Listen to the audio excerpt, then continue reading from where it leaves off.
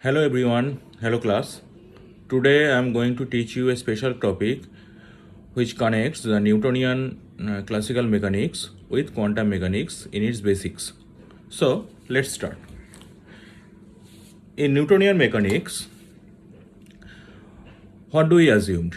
We assume that there is a frame of reference and all the Newton's law of motions must be measured with respect to that reference frame. So the Newtonian's principle of relativity are valid on one reference frame. If we express the Newton's law in terms of relativity, then we can say that if Newton's laws are valid in one reference frame, then they are also valid in another reference frame moving at a uniform velocity relative to the first system. This is called Galilean invariance and Newtonian principle of relativity. Now, we all should know what is an inertial reference frame. An inertial reference frame is a frame in which Newton's laws are valid. Here in this figure you can all see two reference frames, one in black that is K frame and another is in blue that is K dash frame. The blue frame is moving with a constant velocity v with respect to the black frame that is K frame. All three axes of K and K dash frames are parallel to each other. This type of inertial frames are called inertial coordinate system. Now we come to the Galilean transformation. The frames astronomers and scientists Galileo formulated this concept. These Galilean transformation are used to transform between the coordinates of two reference frames in Newtonian mechanics. So, as in figure, let's take a point P in both K and K dash frames.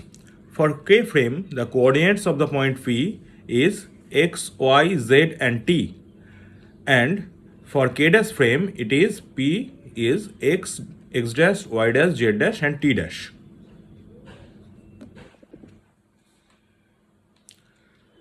As the axes of the both frames are parallel and K frame has a constant relative velocity v along the x direction, so the Galilean transformation equations can be written as here y dash equal to y, z dash equal to z, t dash equal to t and x dash equal to x minus vt as the frame is moving with velocity v.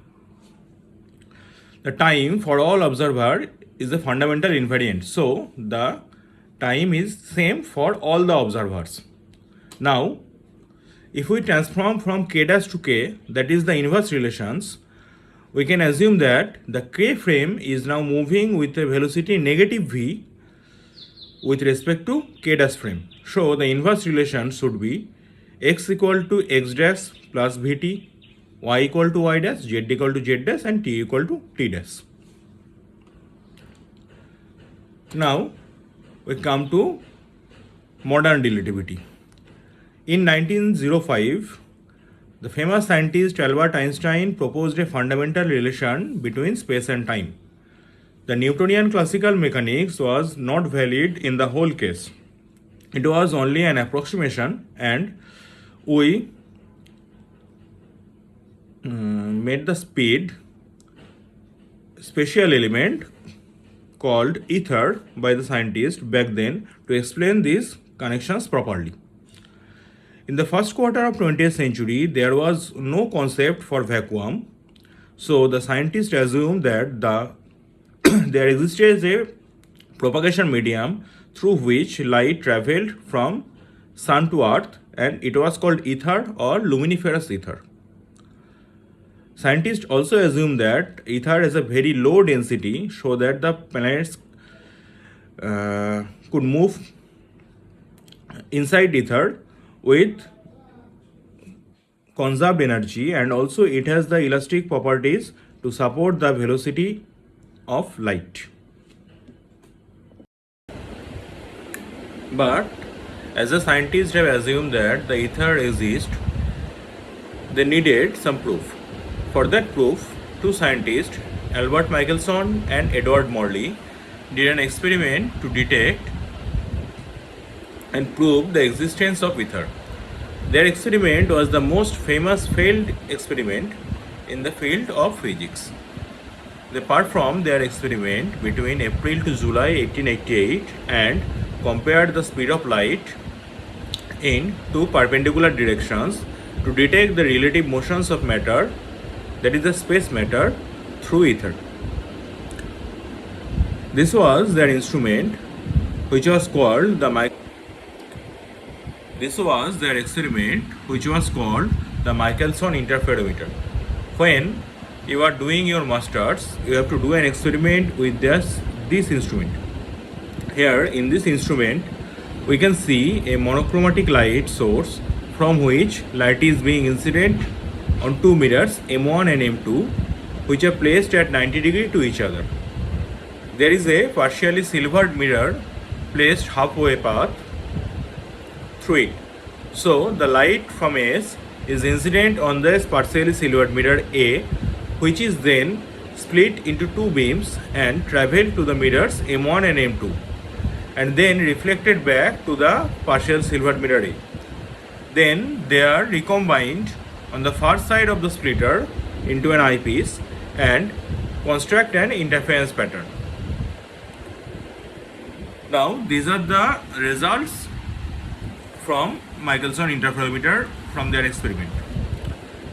The right side picture is the interference fringe pattern expected when the system is rotated by 90 degree, but the Michelson and Morley got the left side image on their experimental fringe pattern.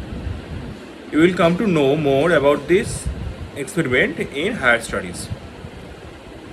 After this experiment, they concluded that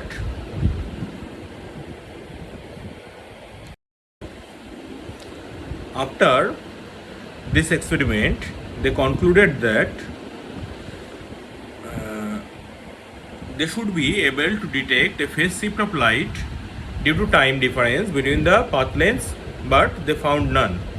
He thus concluded that the hypothesis of the stationary ether must be incorrect. After several attempts and refinements with the assistance from Edward Morley, they got again a null result. So they concluded ether does not seem to exist. Now we come to actual special theory of relativity. Albert Einstein made two postulates regarding the special theory of relativity in his books in 1911, and he believed that the Maxwell equations must be valid in that inertial frames. He proposed the two proposals are, first one is called the principle of relativity and the second one is called the consistency of the speed of light. The laws of physics are the same in all inertial frames. There is no way to detect the absolute motion and no preferred inertial system exists. That is the first proposal, first hypothesis. And the second proposal was the observer in all inertial systems measured the same value for the speed of light as in vacuum. These are the two postulates Einstein has made. Please memorize these two postulates as they are important for your exams. That's all for today. Thank you all. The class is open to questions now.